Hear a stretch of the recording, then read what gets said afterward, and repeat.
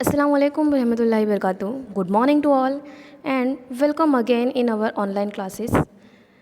आज की हमारी ऑनलाइन क्लास का सब्जेक्ट है साइकोलॉजी।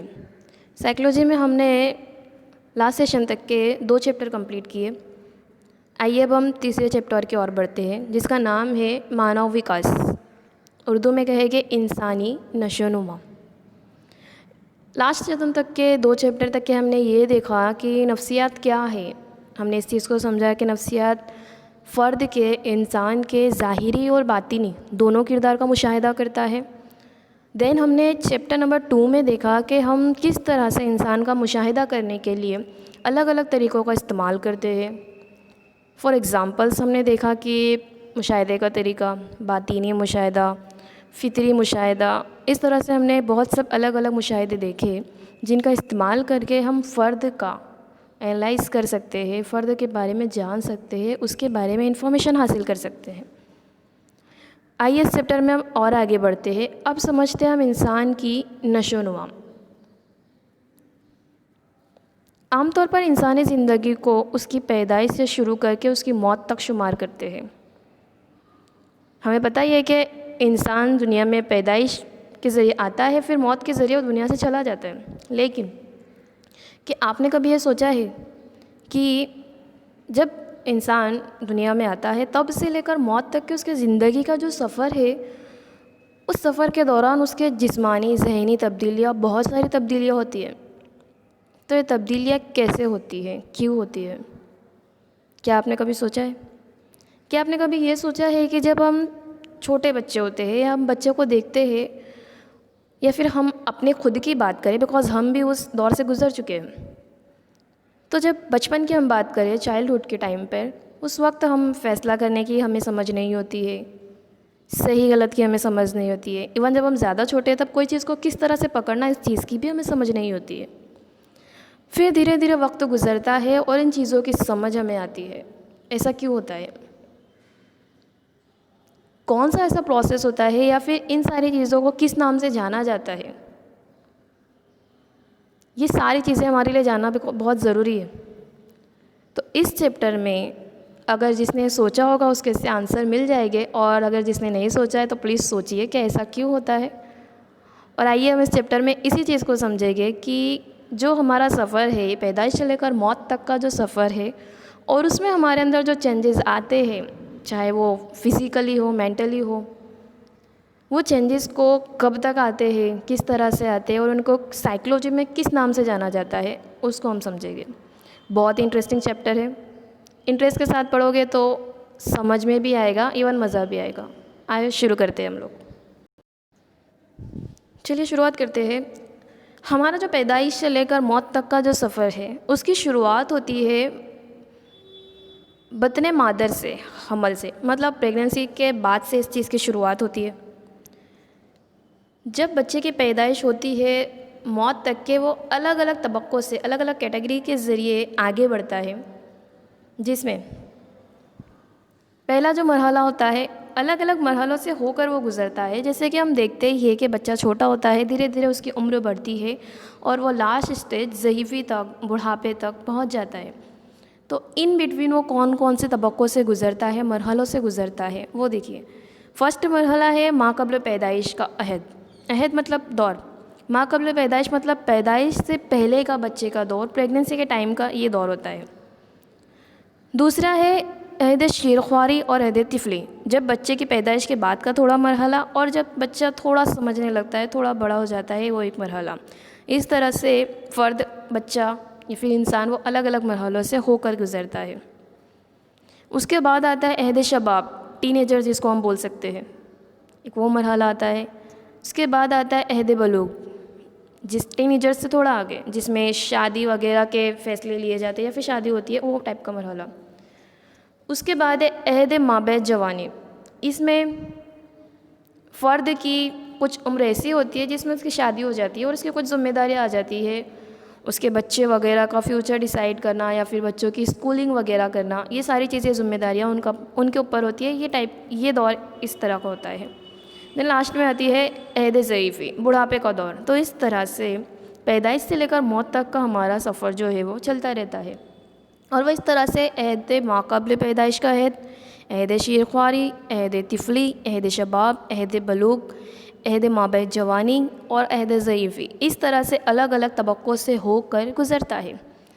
सवाल आपका आ सकता है सेक्शन सी में 2 मार्क्स के लिए कि मानव विकास ना तबक्का हो जड़ाऊँ, तो आपको जवाब में यही लिखना है कि इंसानी नशोनुमा के मरहले कौन कौन से हैं। क्लियर? आइए अब हम आगे बढ़ते हैं। इंसान पैदाइश से लेकर मौत तक का जो सफ़र करता है उसमें ये 3 चीज़ें बहुत ही ज़्यादा इंपॉर्टेंट है, नमो, नशोनुमा और पुख्तगी। इस चैप्टर को समझना है तो सबसे पहले तो आपको इन तीनों चीज़ों का कॉन्सेप्ट क्लियर होना चाहिए कि नमो किसे कहते हैं, नशोनुमा किसे कहते हैं और पुख्तगी किसे कहते हैं। ये तीनों चीज़ें हमारे अंदर से गुजर चुकी है और एक चीज़ तो ये है जो पैदाइश से लेकर मौत तक के हमारे जिस्म के अंदर चलती ही रहती है, और 2 चीज़ें ऐसी हैं जो कुछ वक्त के बाद ख़त्म हो जाती है। तो आइए समझते हैं कि वो कौन सी चीज़ें ज़िंदगी भर हमारे साथ चलती है और वो कौन सी 2 चीज़ें ऐसी है जो वक्त के हिसाब से वहीं पर रुक जाती है। सबसे पहले हम तीनों चीज़ों को समझ लेते हैं कि है क्या। नशोनुमा एक मुसलसल अमल है। यही एक वो चीज़ है जो हमारे ज़िंदगी भर चलती रहती है। नशोनुमा एक मुसलसल अमल है, पैदाइश से लेकर तो मौत तक के ये अमल हमारा चलता ही रहता है। आप तस्वीर के ज़रिए देख सकते हैं। पैदाइश के बाद से हमारे जो उम्र के तबक्के जो मैंने आपको पहले ही बताई, अलग अलग तबक्कों से होकर गुज़रती है हमारी लाइफ, और अहद ज़ईफ़ी तक जो नशोनुमा का अमल है, मौत तक ये अमल चलता ही रहता है। तो आपको याद रखना है कि नशोनुमा एक मुसलसल अमल है, वो पैदाइश से लेकर मौत तक चलता रहता है। नशोनुमा को गुजराती में कहेंगे विकास। क्लियर? नेक्स्ट देखते हैं। अभी मैंने आपको बताई नमो, नशोनुमा और पुख्तगी, उसी का एक पॉइंट है नमो। नमो यानी क्या? नमो को गुजराती में कहेंगे वृद्धि। क्लियर? नमो को जिस्मानी तब्दीलियों में देखा जा सकता है, लिहाजा नमो यानी खुलियात की कसरत। ये व्याख्या दी फ्रेंड नाम के एक नफ्सियात दाने हैं कि नमो जो है वो हमारी जिस्मानी तब्दीलियों में नज़र आता है, उस इन चीज़ों में हमें नज़र आता है। मतलब पैदाइश के बाद जो हमारे जिस्मानी तब्दीलियाँ होती है उन चीज़ों में हमें नमो नज़र आती है। एक और तारीफ़ देख लेते हैं। जैसे बच्चा जन्म से पुख्तगी हासिल करे तब तक सर में 2 गुना, छाती में 2.5 गुना, धड़ में 3 गुना, हाथ में 4 गुना और पैर में 5 गुना इजाफा होता है। पुख्तगी आपको आई थिंक इस चीज़ से समझ में आ गया होगा कि नमो यानी पैदाइश के बाद जो हमारे जिस्मानी तब्दीलियाँ होती है, जैसे हमारे चेहरे का फेस का साइज़ बढ़ना, बॉडी लैंग्वेज, बॉडी स्ट्रक्चर का बढ़ना, हाथ वगैरह का बढ़ना, ये सारी चीज़ें क्या कहलाती है? नमो कहलाती है। और एलिज़ाबेथ हरलॉक के मुताबिक उन्होंने कहा कि हमारे जिस्म में कुछ तब्दीलियाँ होती है जिसमें सर में 2 गुना इजाफा होता है, छाती में 2.5 गुना, धड़ में 3 गुना, हाथ में 4 गुना और पैर में 5 गुना। मतलब आपने देखा ही होगा कि छोटा बच्चा होता है तब उसकी साइज़, उसका वज़न, उसके हाथ वगैरह की साइज़ कम होती है, लेकिन धीरे धीरे उम्र के बढ़ने के साथ साथ उसके हाथ, उसके नाक, उसका फेस, पैर वगैरह की साइज़ बढ़ती जाती है। तो ये क्या कहलाती है? नमो कहलाती है। ओके, नमो यानी कि वृद्धि। ये तब्दीलियाँ मुतनासिब होने के सबब इंसान की शक्ल सूरत में मुशाबहत और मुमासलत नज़र आती है। हर एक उज़ू ज़िम्नी उज़ू की नमो उस उज़ू के मुतनासिब होती है। हम बैरूनी जिस्मानी अज़ा की पैमाइश कर सकते हैं। कहने का मतलब ये है कि हमारे जो हाथ पैर के साइज़ में इजाफा होता है, जो साइज़ में बढ़ता है वक्त के हिसाब से, उम्र के हिसाब से, वो हमारे फ़र्द के स्ट्रक्चर के मुताबिक ही होता है। जैसे आप यहाँ पर शक्ल में देख सकते हो कि छोटा बच्चा है, उसके साइज़, उसके हाथ पैर की साइज़ छोटी है, लेकिन जैसे जैसे उसकी उम्र बड़ी हो रही है उसके हाथ पैर में, उसके पैर के साइज़ में, उसके स्ट्रक्चर में, पूरा उसकी बॉडी लैंग्वेज में तब्दीली आई है। तो ये जो तब्दीली आती है लेकिन एक वक्त तक रुक जाती है, तो उसे हम क्या कहते हैं? नमो। ओके, अब ये तब्दीली होती कैसी है? नेज़ हाथ की नमो नाक के बराबर नहीं होती और पैर की नमो सर के बराबर नहीं होती।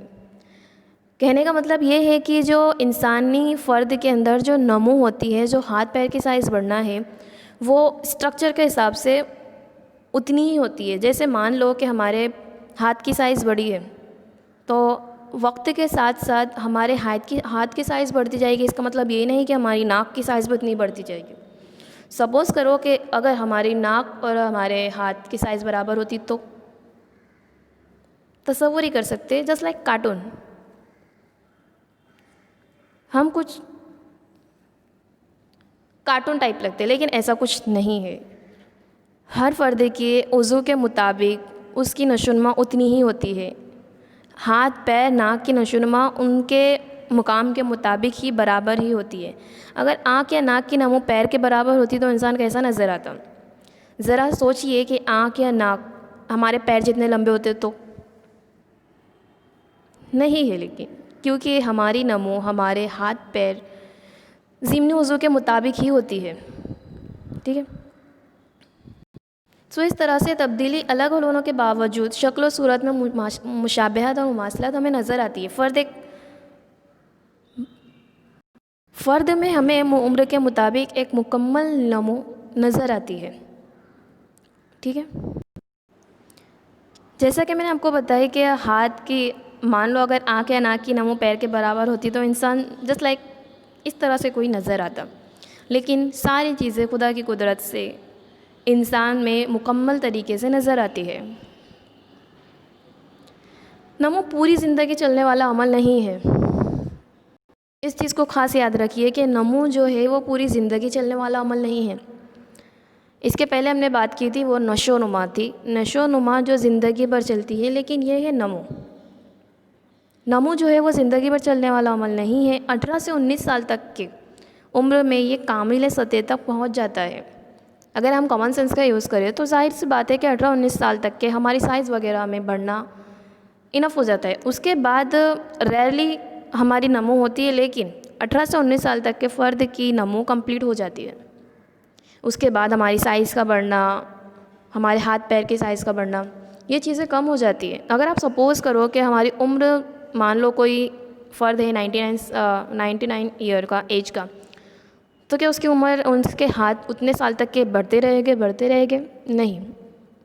एक वक्त होता है 18 से 19 साल तक के फ़र्द की हाथ पैर की साइज़, बॉडी लैंग्वेज की साइज़ बढ़ना ख़त्म हो जाती है। नमो वहाँ पर ख़त्म हो जाती है।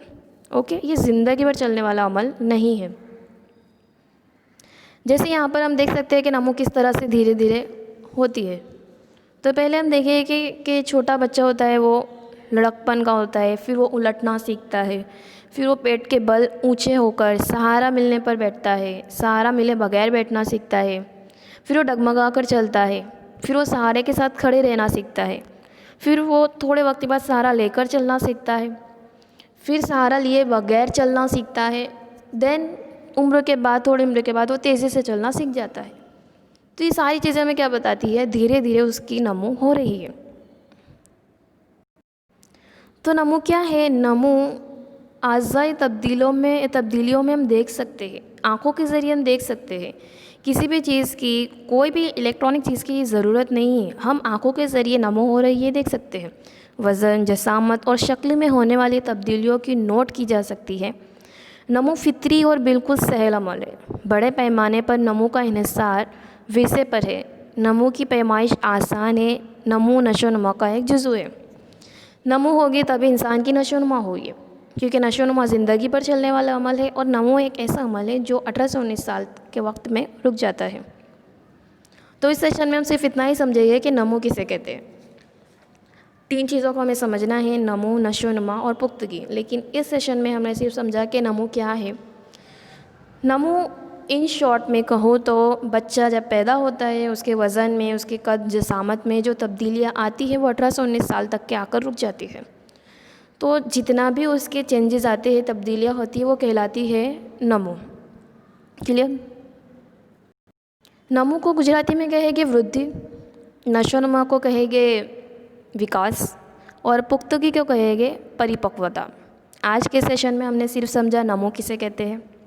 इसको एक बार बुक में पढ़िए, समझिए, और जितने भी इम्पोर्टेंट्स पॉइंट है और जो आपको एग्जांपल्स लगते हैं कनेक्टेड थियोरी से, वो एग्जांपल्स लिखिए। Okay, thank you.